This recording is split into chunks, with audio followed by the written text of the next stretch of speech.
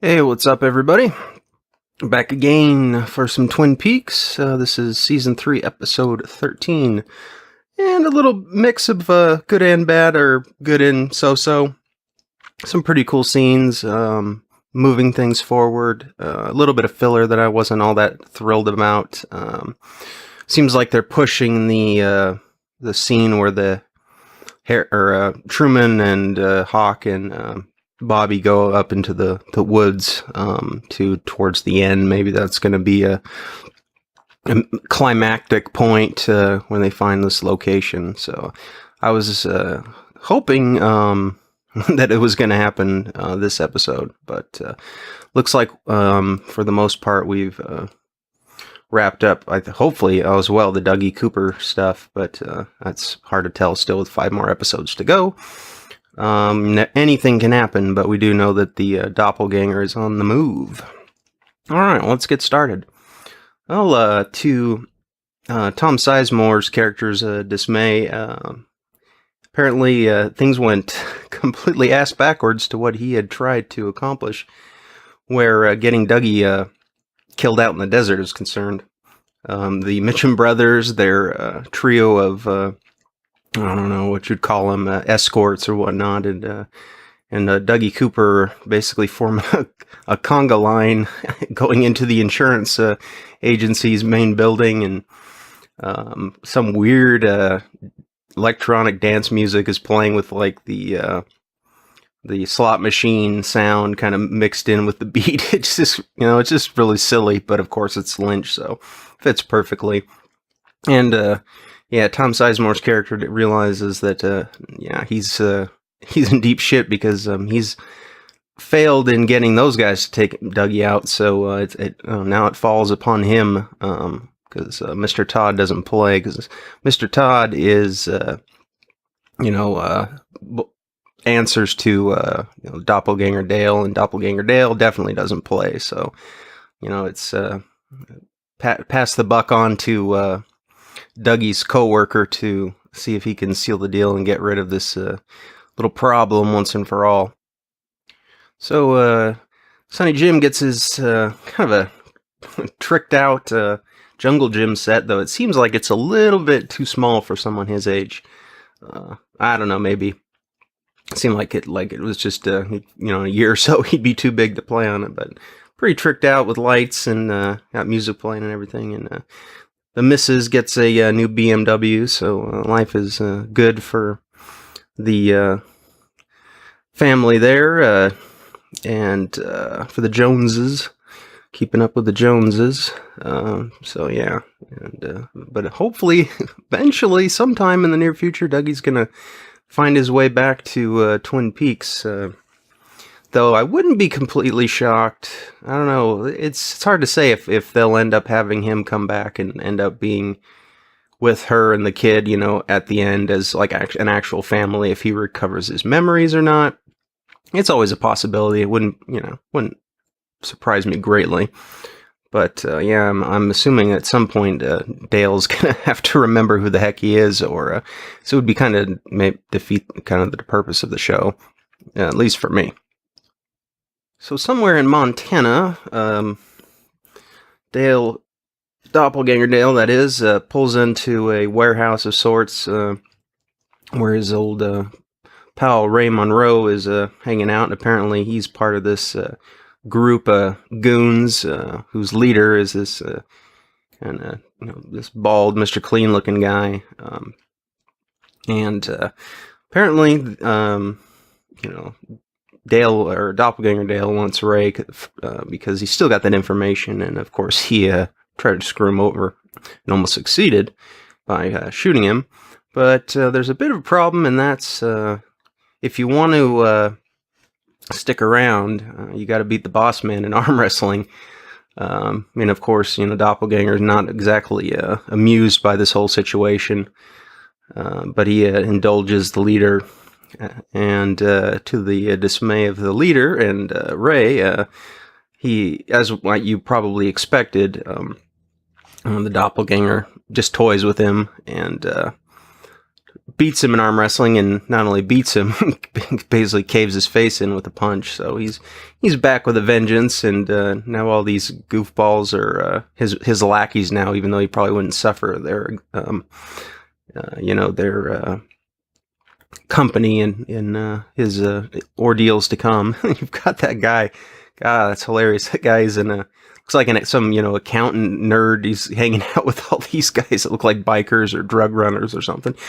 It's pretty funny to see him. It's almost like like a Fight Club type group or something. But thought that was pretty funny. But yeah, it was amusing to see the doppelganger because Dale or Kyle MacLachlan's not a big guy compared to this other dude. But yeah, that was a pretty cool scene. He keeps bringing it back to their starting position because it's more comfortable. It was entertaining, definitely. All right, so Doppelganger gets Ray Monroe alone, but of course everybody's watching on the big screen, that's kind of funny. Tries to sneak off or get away and gets shot for his troubles, and then get a little Q&A about what's all going on. And Ray is, like you mentioned before, talking about Philip Jeffries, so we'll go back into that again. But apparently he set the whole thing up with Ray being put in prison. So it's just, to get him in there to get, the doppelganger Dale in the vicinity. And basically said, this Dale will probably, or Evil Dale will kill you once he's got the info. So if you want to be in the free and clear, you got to grease him and pop on the old ring, which is kind of interesting because the ring in the past was I guess it serves another function, or at least with the wearer of the ring, because Laura, Teresa Banks, and whoever else, there might have been others, most likely there were, wearing it is kind of like you were marked by the lodge. And like the little man said, with this ring I thee wed, kind of wickedly laughing. But we saw with Dougie Jones, wearing that ring, when he died, it basically just like it transported him to the Black Lodge. So I'm assuming, that's what was the result of what happened to, of course, Laura in the same way. So it's almost like it's when you're marked with that ring, basically you're bound for the lodge when you die, because that's obviously what happens to Ray. Because Ray obviously tells him this, the whole thing about they're aware that Bob, or that orb or sphere that contains Bob's essence or whatever you want to call it is within him, as kind of the co-pilot and passenger, and but I don't know if it's still there. Needless to say, we saw the face of Bob in that orb during that whole scene in the previous episode, so I don't know if it's still within him, or if those denizens of the lodge took it back with them, or to wherever they went, to whatever dimension they were in. I'm just going to be going to the assumption that Bob is still within, or at least cohabiting with inside the body of this doppelganger, because that for me makes the most sense as far as that goes. But yeah, that was basically the plan. It was just to kill Dale and then slip the ring on his finger. I don't know what probably doing some nasty things to dead doppelganger. Well, that wouldn't be too good. But anyway, slip the ring on his finger, basically I'm assuming just transport him back to the lodge, and bada boom, bada bing. But obviously that did not happen. The minute he was killed, or presumably killed, the cavalry showed up, and Ray got the hell out of there while getting was good. So yeah, apparently the ring situation was a part of the plot too. A guard gave it to him, who we have yet to identify, I guess, because he'd never seen him before. And we flip over and it looks like all the guys in the gang are watching the episode with us. It's kind of funny. They're probably like, "What the hell is going on? What is he talking about?" But yeah, they saw some creepy stuff with the boss man, and so now their new boss man is even more creepy.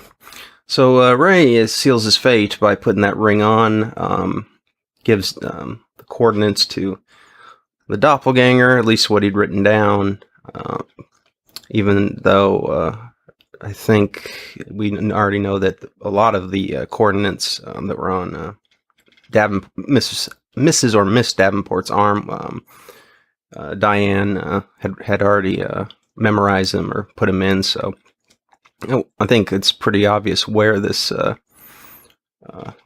is all ending up. I'm sure that Evil Dale is aware as well. So, but I guess the coordinates are necessary because we know that the location of things, like especially with the opening of the lodge, was very specific. So you had to be pretty much right on with that, or you weren't going to find the door and be able to get into the lodge. And for some reason, old Horn grandson of the Horns shows up, Richard, and maybe these guys are a greater part of the Reds drug ring or whatnot. But he kind of shows up and sees what's going on out of the blue. So I don't know what the significance of that is, or just, hey, let's let him show up because he's a part of this criminal group as well.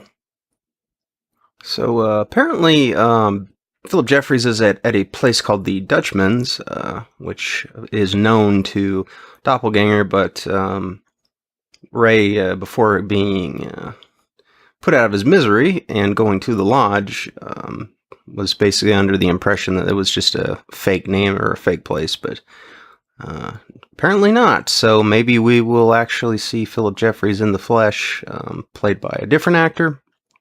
That'd be kind of cool. We'll get some more information about what he's been up to, because definitely an enigmatic character that we saw very little of in the movie, so very little to go on. So yeah, being able to tie some of that in would be pretty cool.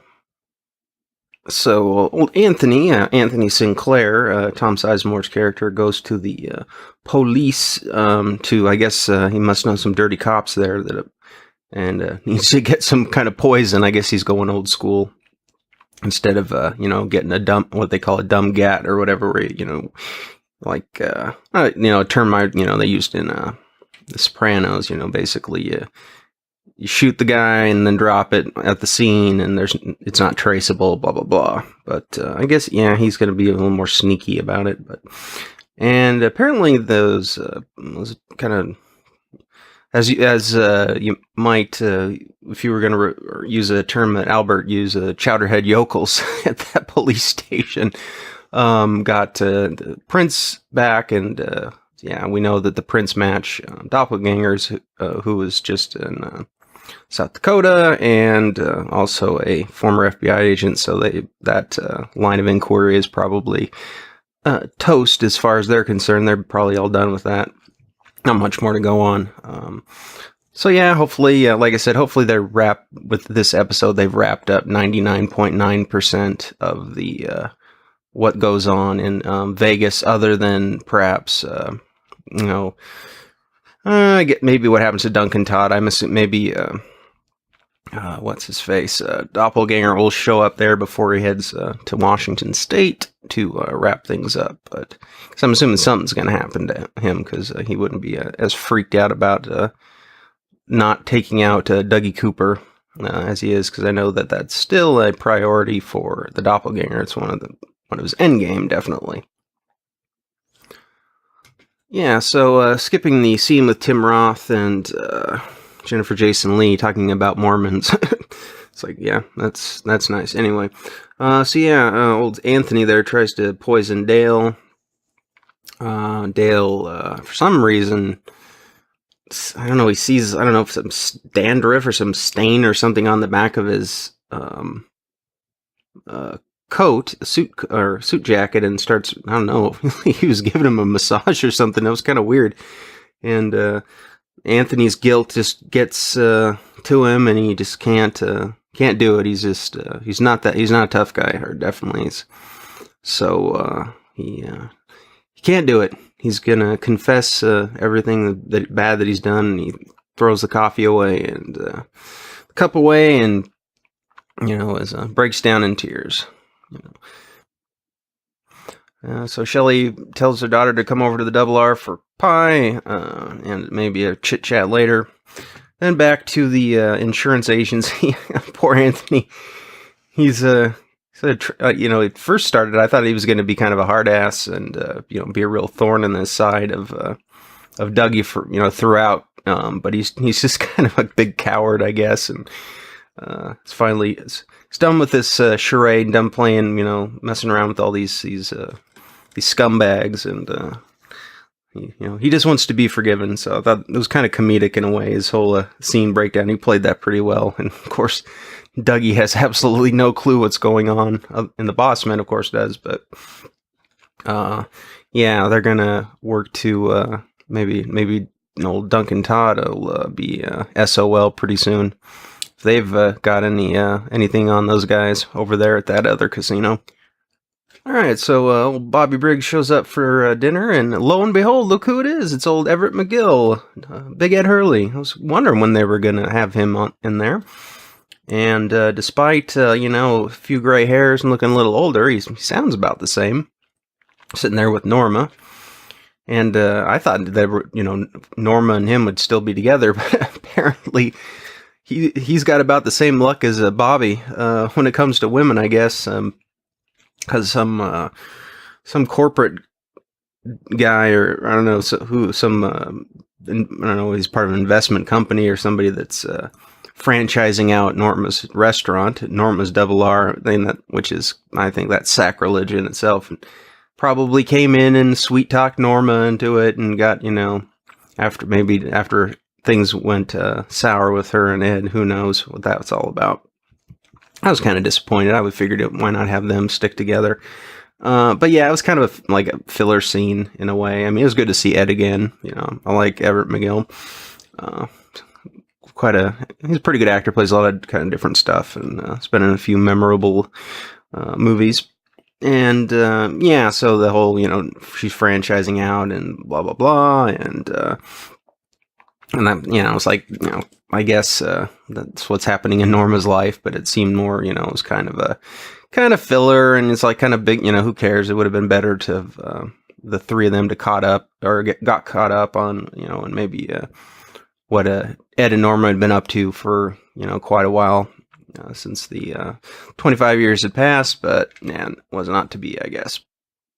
All right, then old Nadine and Dr. Jacoby drives by and sees the golden shovel in the window, and of course is flattered, so he stops by and talks to Nadine, and they kind of BS for a little bit, and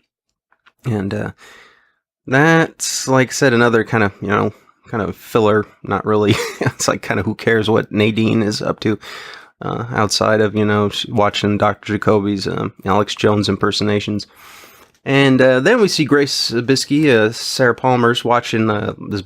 I don't know if it's a boxing movie or a boxing reel reel from an old live event or whatever. But it's on. Obviously, if you're listening to the audio, it's the same thing on repeat over and over and over. So with the smoking and the drinking and the kind of the asinine, monotonous TV and stuff, I think she's just trying to block her thoughts out. It's like keep from having racing thoughts, or it seems like she just wants constant stimulus to keep her mind off of things.